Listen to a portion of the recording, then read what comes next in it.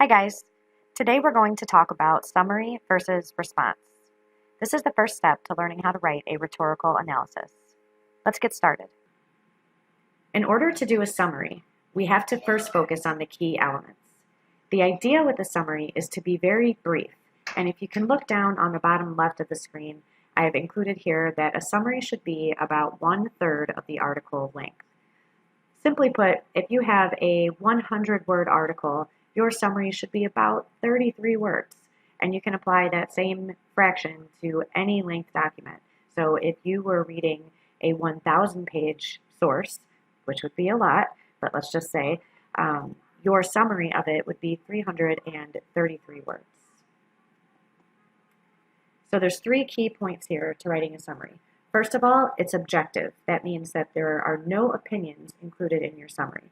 You're simply going to highlight the key points that the writer pointed out. Whether you agree or disagree with them is of no relevance in a summary.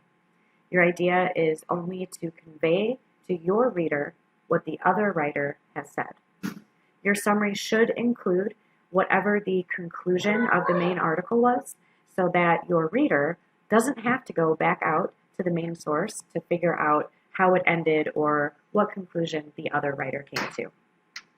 I want to break this down for you into 3 simple steps.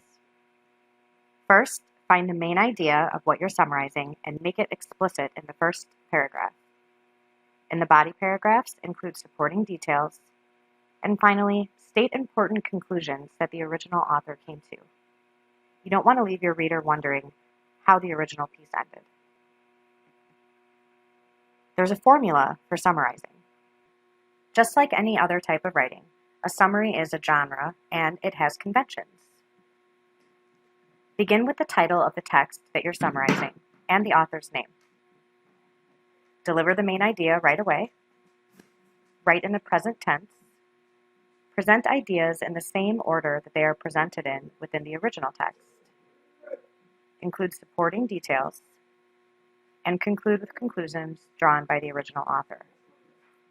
Don't use quotes from the original text in your summary.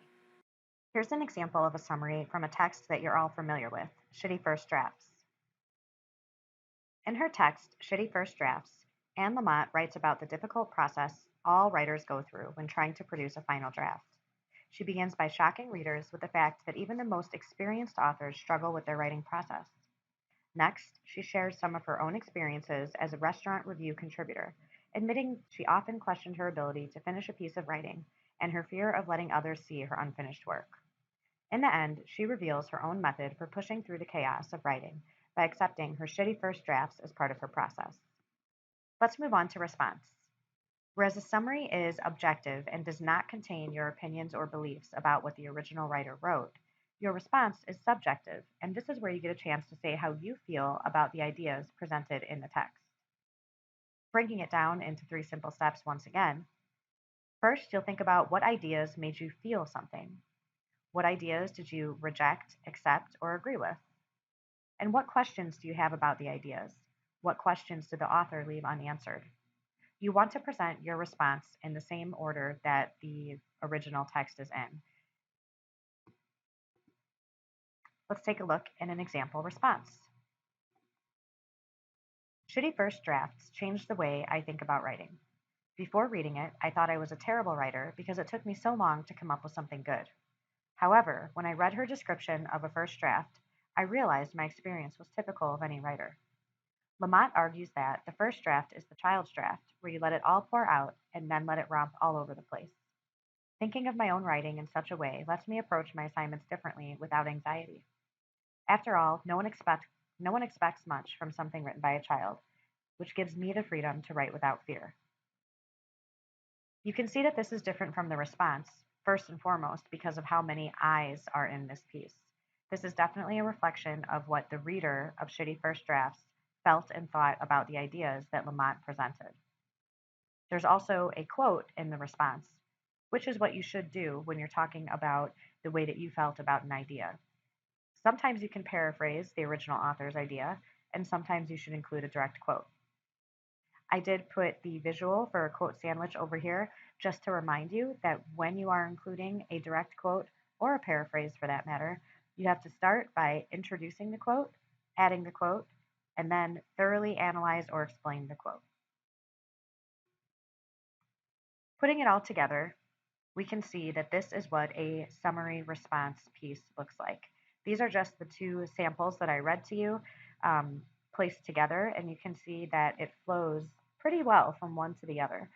This would make it really easy for someone who is reading your work to first understand a little bit about the ideas of what you read and then understand what you took away from it.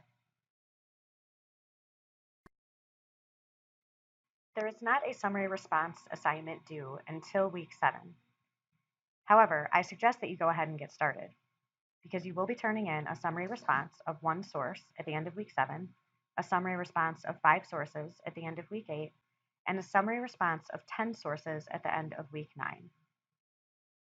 As part of your content for week 7, I'll be providing a couple more tips on how to write an effective summary response piece. As always, feel free to shoot me an email if you have questions about this video or anything else that we're covering in class. Thanks for watching.